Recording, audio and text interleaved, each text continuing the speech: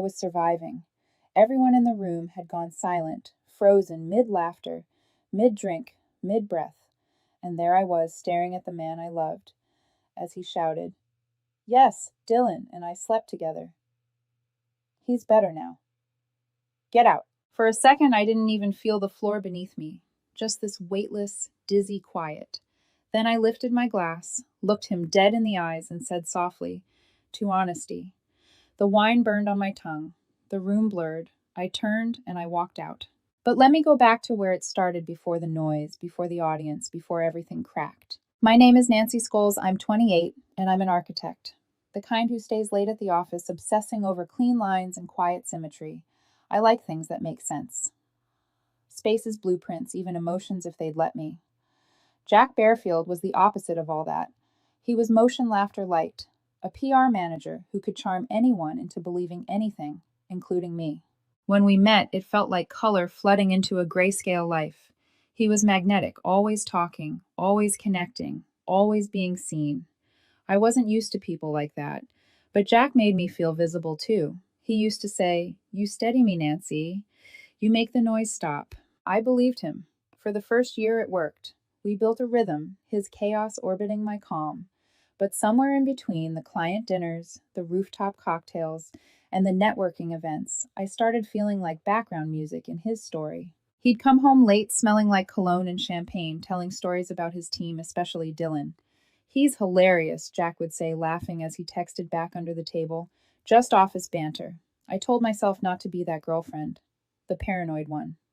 I smiled, nodded, said I trusted him. But trust, I've learned, isn't silence. It's a choice you have to keep remaking, and I was starting to hesitate. One night he came home glowing. "You'll never believe it," he said, flopping on the couch.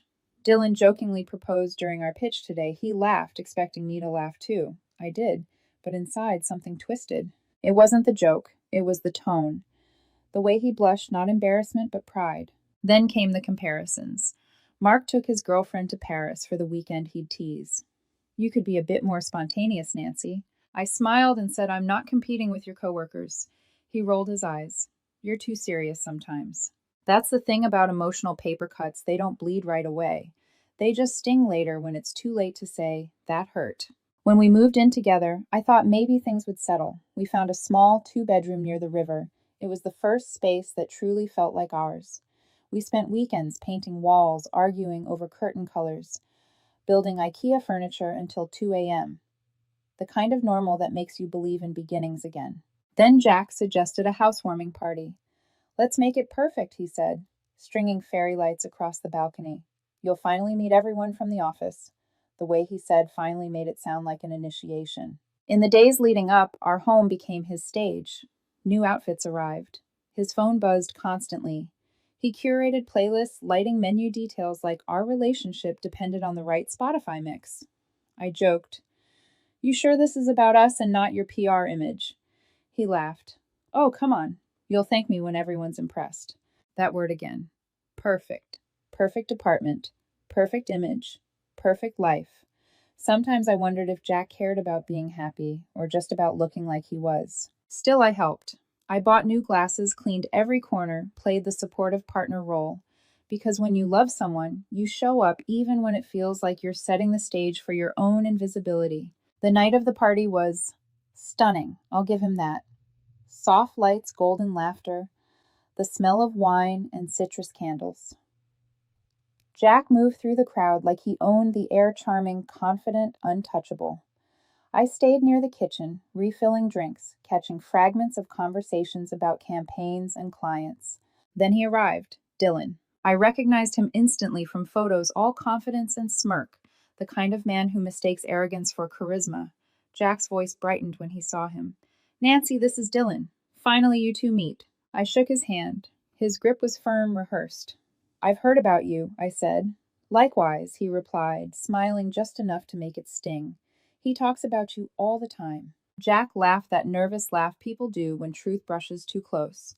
I saw one of Jack's friends exchange a look, the kind people give when they sense a crack forming but don't want to get involved. The rest of the night played out like a slow unraveling. Dylan followed Jack everywhere. Their whispers were too quiet. their laughter too synchronized.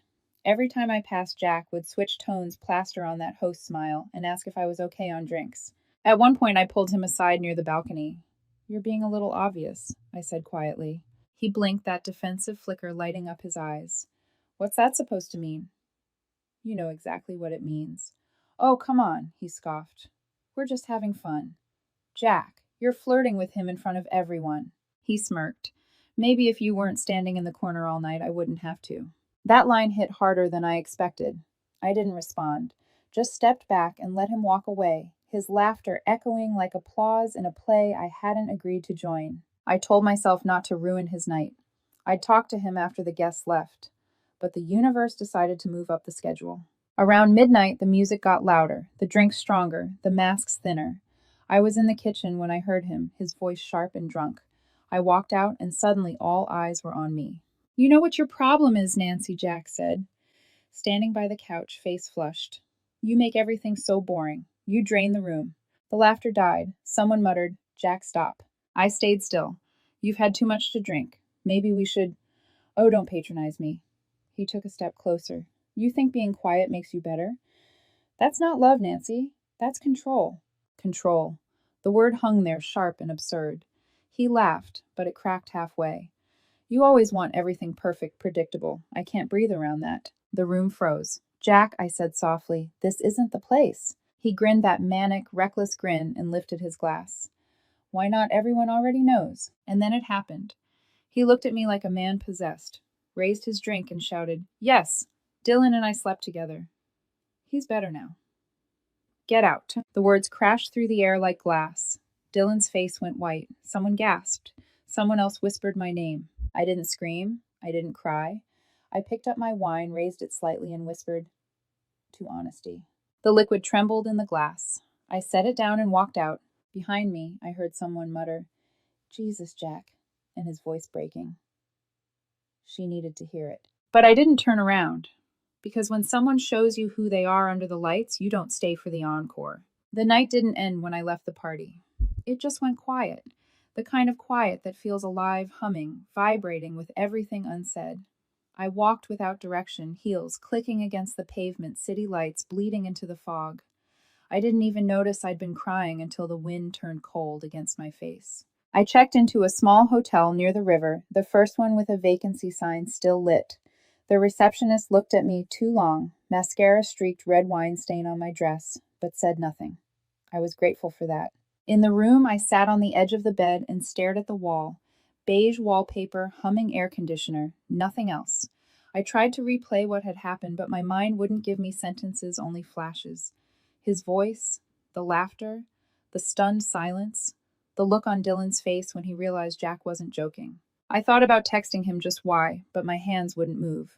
I wasn't even angry yet, just hollow, like someone had scraped everything out of me and left the shell standing. I opened my phone. 17 missed calls, 5 voicemails, 3 from Jack, 2 from people I barely knew from his office. One of them said, "Nancy, I'm so sorry, he's just drunk." Another said, "Don't let this ruin your career." Okay, as if humiliation were a stain you could bleach out. Jack's first text came 5 minutes after I'd left. "Nancy, please come back. I didn't mean it. Nancy, can we talk? You misunderstood." Nancy, I was drunk. It wasn't what it sounded like.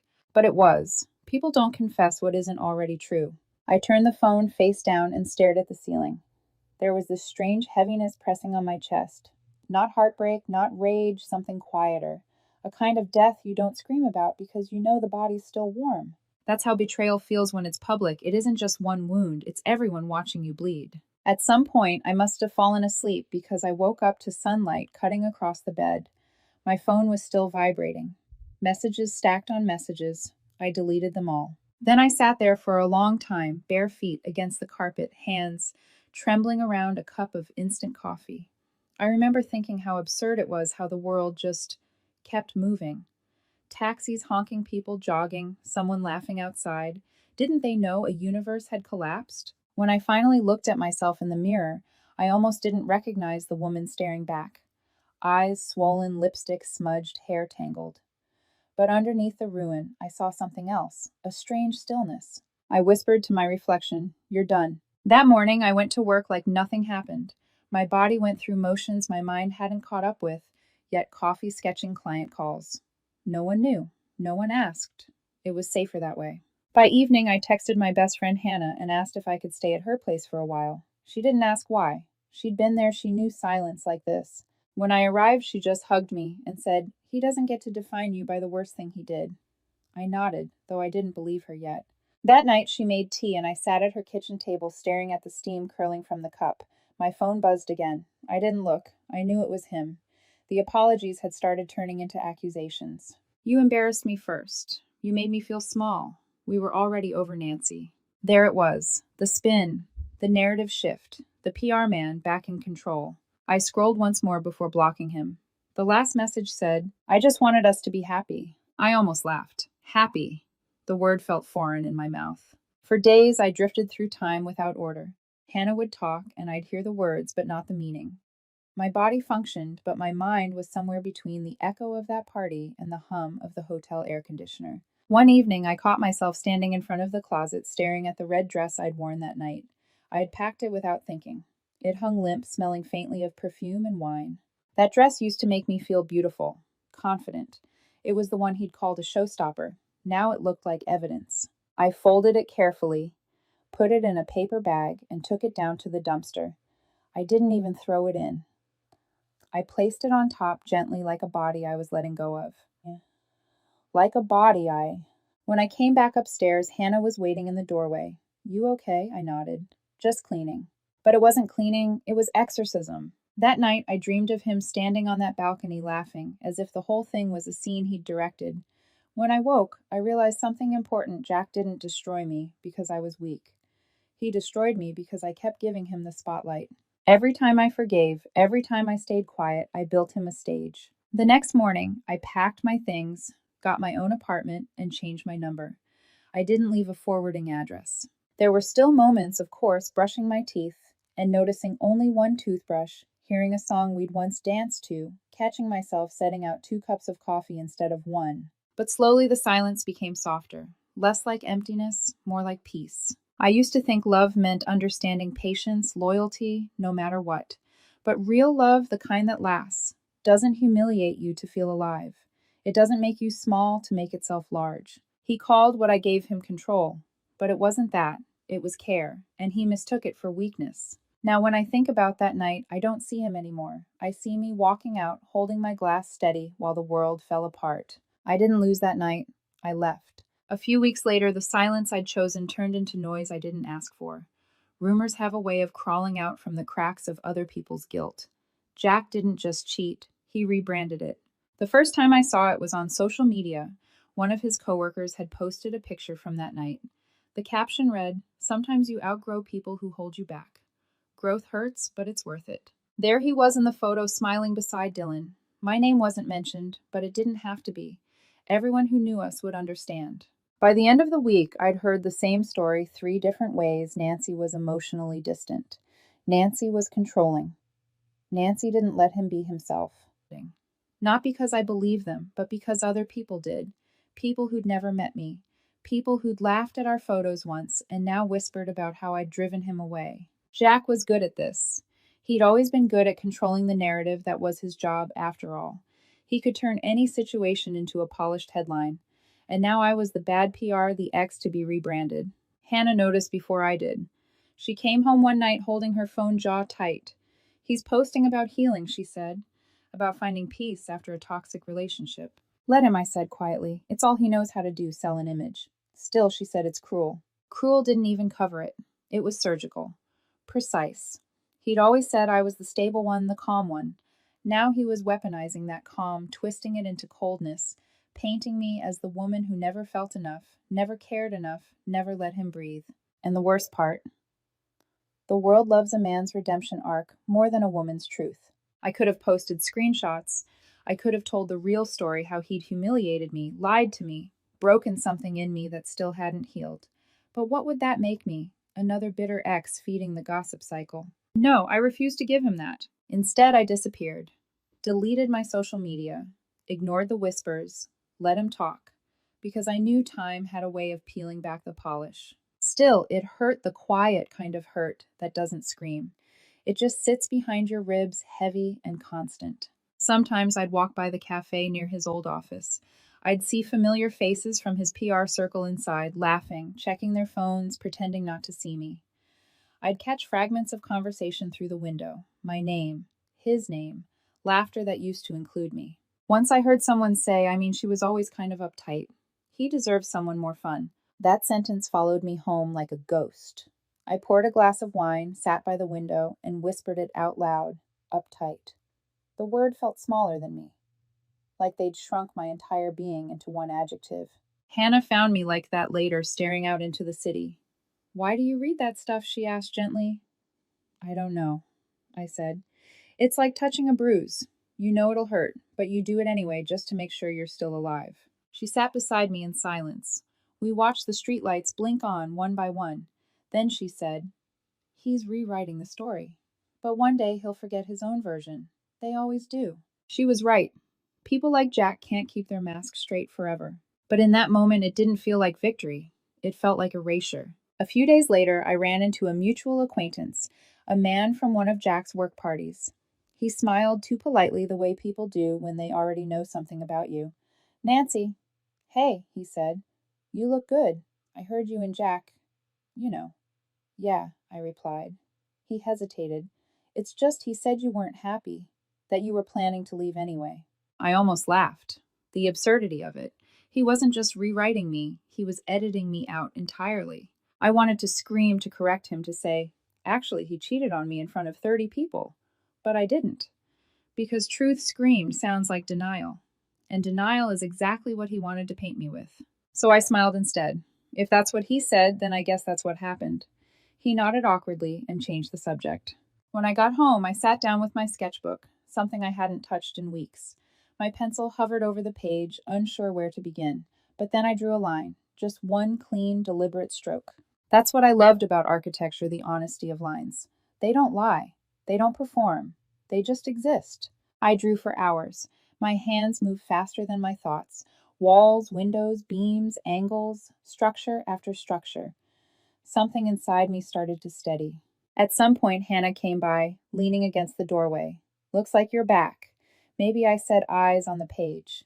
Or maybe I just needed something that makes sense again. She smiled. "You always make sense. He's the one who can't live without a script." That night, I looked at my reflection. Again this time, not as the woman he humiliated, but as someone who'd survived it. My eyes still looked tired, yes, but beneath that there was a flicker of something sharper. Not revenge, not bitterness, clarity. I realized then that Jack wasn't the kind of man who lies to people. He lies for them to maintain their image of him, to stay the hero in every version. And for a while I had helped him. Every quiet nod, every forgiving smile, every time I told myself he didn't mean it. I'd been part of his PR team without even realizing it. No more. I wasn't going to be his redemption arc. That night, I opened my old laptop and started applying for a new job somewhere far from the firm we both used to know. Somewhere no one cared about who cheated on whom, only about blueprints and deadlines. When I closed the screen, the room was quiet again, but this time it wasn't heavy. It was mine. 6 months later, I'd almost forgotten what Jack's voice sounded like. Not completely echoes lingered, the way certain songs stay stuck in your head, but it had faded into background noise. I'd moved into my own apartment by then, small and minimal, with white walls and wide windows that caught the morning light. Silence finally sounded like peace instead of punishment. I didn't think about him much anymore. Until one Friday evening, Hannah came over, holding her phone like it contained a secret she couldn't wait to spill. "You're not going to believe this," she said, dropping onto my couch. "What Jack got fired." I blinked. "From the agency." She nodded, scrolling. Apparently he took credit for a coworker's campaign pitch. Dylan's, actually. For a moment, I just stared at her. "You're kidding." "Nope. It's all over their LinkedIn. His name's gone. People are talking." I leaned back, exhaling slowly. I didn't feel the rush of satisfaction I thought I would. Just this stillness. The quiet understanding that what falls apart on its own doesn't need your push. "I guess Karma finally sent the invoice," Hannah said. I smiled faintly. "Yeah. And she doesn't accept installments." Later that night, I went online out of curiosity, not to stalk, just to see. His Instagram looked different. Half the photos gone. The captions that once screamed #hustle, #success, #grind had vanished. His follower count had dropped. And that's how PR collapses, not in scandal, but in the absence of applause. Scrolling further, I saw that Dylan had removed him from his tagged photos. Their friendship had clearly dissolved after the fallout. Apparently, Dylan had come clean to their boss about the stolen pitch. The same Dylan he'd humiliated me for. It's funny, the world has a way of circling back, slowly, quietly. I closed the app and sat on the floor of my living room, the city lights spilling across the hardwood. My reflection in the window looked calm, not triumphant, not vengeful, just free. I poured a glass of wine, took a sip, and whispered, "To erosion," because that's what karma really is. Not an explosion, not fire raining from the sky, but erosion, a slow wearing down of what's built on lies until there's nothing left to stand on. That weekend, I met an old colleague for coffee. She'd heard the rumors, too. He always had a way of stepping on people, she said. I'm not surprised. Neither am I replied. He spent too long pretending the floor was a mirror. After that conversation, I walked by our old apartment, the one near the river. The curtains were drawn, balcony plants, dead fairy lights, tangled and dusty. The building looked smaller than I remembered, like grief had shrunk it. I didn't stop, I just kept walking. That night, I finally unpacked the last box I'd avoided since moving in. Inside was a photo frame face down at the bottom, the two of us smiling at some event, him in a gray suit, me in that red dress. The image looked like two strangers posing as lovers. I slid the photo out, tore it once, and dropped it in the bin. No rage, no tears, just the soft rip of paper and the release of what no longer needed to exist. Hannah texted me later. "Feels good, doesn't it?" I replied. "It doesn't feel at all. And maybe that's the good part. Because there's a kind of peace that comes not from forgiveness, but from indifference when someone's story no longer needs an ending in yours." A week later, I got an email from my firm offering a position on a new project, a modern community library in the countryside. It wasn't glamorous, but it was mine. A chance to build something from the ground up where structure meant stability, not performance. The first day on site, I stood among the raw, concrete walls, the smell of rain in the air, and thought, this is what real rebuilding looks like. Not online apologies, not grand gestures, just steady work, quiet days, and foundations that don't lie. At night, I'd come home, shower, off the dust light a candle, and sit by the window sketching until my eyelids grew heavy. The world outside kept turning headlines, gossip, PR campaigns, but none of it touched me anymore. I hadn't won anything. I'd simply stopped playing. Sometimes Hannah would ask, "Do you ever wonder if he regrets it?" I'd shrug. Maybe. But that's between him and the mirror. Because I'd learned something no one teaches you about closure. You don't have to watch your enemy fall. Sometimes it's enough just to know you're not under them anymore. One night before bed, I stood in front of my window again. Same glass, same skyline, and whispered the line that had followed me for months. Karma doesn't knock, it leaks. And tonight I could finally see the puddle forming. It had been nearly a year since that night, long enough that people stopped asking, stopped whispering, stopped remembering. But on a random Thursday afternoon, while I was finalizing drawings for the library project, an old name appeared in my inbox. From Jack Bearfield. Subject, can we please talk? For a long time, I just stared at it. The words didn't even sting. They just looked strange out of place, like a ghost trying to send mail. I clicked it open. "Nancy, I know I don't deserve your time, but I've been thinking about you lately, about everything. What I said that night was cruel. I was trying to hurt you because I hated how small I felt. You were always good to me, and I took advantage of that. I've been in therapy. I'm learning about my patterns, my ego, how I destroy the things I love. You didn't deserve that. I hope you're doing well. I just needed to tell you I'm sorry, truly." I read it once, then again, then a third time slower. It wasn't the words that caught me, it was the tone. He still wrote like a man addressing an audience, like the apology was a press release. The structure was perfect, the self-awareness neatly packaged. I almost smiled. He'd learned the language of remorse, not the feeling of it. But what surprised me wasn't the apology. It was how little space it took up inside me. A year ago, that message would have cracked me open. Now it just landed and sank without a ripple. I closed the laptop and leaned back in my chair. The library sketches were spread across the desk. Clean lines, open light foundations that made sense. That was the difference between then and now. My world finally had structure again. Still, I couldn't help replaying a few fragments his laughter that night, his face when he realized what he'd said. For so long, those memories had been knives. Now they were just echoes dull and far away. I opened my journal and wrote without thinking, "Closure isn't a conversation. It's a choice you stop needing to make." I sat with that for a while, watching the ink dry. That evening, Hannah stopped by with takeout. I told her about the email. She raised an eyebrow. "You're not actually going to reply, are you?" "Good. He doesn't get to narrate your piece. I just didn't expect to feel nothing." "That's not nothing," she said. "That's healing." We ate in silence for a bit, the clinking of chopsticks filling the room. Then she asked, "Do you ever miss him?" I thought about it, really thought. The way he used to talk with his hands, the way he'd hum while shaving. The nights we'd stay up planning futures that now felt imaginary. "I miss the person I thought he was," I said finally. "But not the person he turned out to be." Hannah nodded. "That's fair. You can grieve a ghost without wanting it back." Later that night, after she left, I sat by the window again. The city outside shimmered with quiet life couples, walking buses, passing a faint siren in the distance. Normal things, beautiful in their ordinariness. I opened my laptop again and hovered over the reply button. My fingers rested on the keys. For a second, I imagined what I could say. "Thank you. I forgive you. I hope you find peace." But none of it felt right, because forgiveness wasn't about him anymore. It was about the space he no longer occupied. Instead, I closed the email, archived it, and opened my sketches again.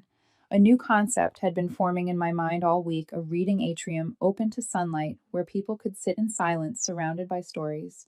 I smiled at the irony. As I traced the lines, I realized something simple but profound.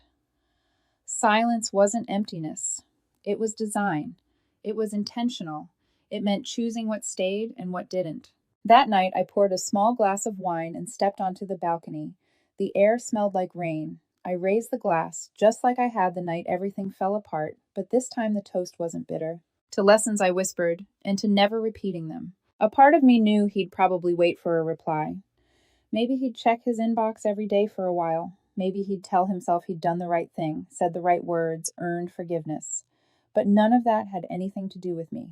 He could perform his redemption for someone else. My silence wasn't rejection. It was reclamation. The stars blinked faintly above the skyline, scattered but steady. I took another sip, breathing in the stillness. For the first time since that night, I didn't feel like a victim or a survivor. I just felt like myself. A few months later, life found its rhythm again, steady, deliberate, quiet. The library project was nearing completion. Most days I woke to sunlight pooling across the floor, made coffee, and drove to the site where the smell of sawdust and new beginnings hung in the air. My hands had purpose again. My heart had balance. And then one morning, the universe decided to test that piece. I was on my way to a cafe before work, the same one I'd avoided for almost a year, because it was close to Jack's old office. The rain had just stopped, streets still glistening the sky, soft and gray. I pushed open the door, ordered my drink, and turned, and there he was, sitting outside at one of the corner tables, head bent over a cup of black coffee, face thinner, eyes dimmer. His suit looked worn, his posture smaller somehow. The air around him didn't carry the same confidence. It sagged with something heavier consequence. For a second I froze. My mind didn't spiral, didn't race, just paused. He looked up. Our eyes met. Recognition flickered. Then something else, guilt maybe, or the ghost of what used to be. He tried to smile. It didn't reach his eyes. I didn't smile back. I just nodded once, calm, polite, final. Then I walked past him, collected my coffee, and left. My heart didn't pound. My hands didn't shake. All I felt was clarity's sharp, clean light. For months, I'd imagined that moment, what I'd say if I ever saw him again. I'd rehearsed apologies. I'd never get explanations that would never matter. But standing there, I realized I didn't need any of it. The silence between us said everything words never could. He used to mock my quiet, called it cold and boring. He never understood that silence isn't the absence of power, it's the refinement of it.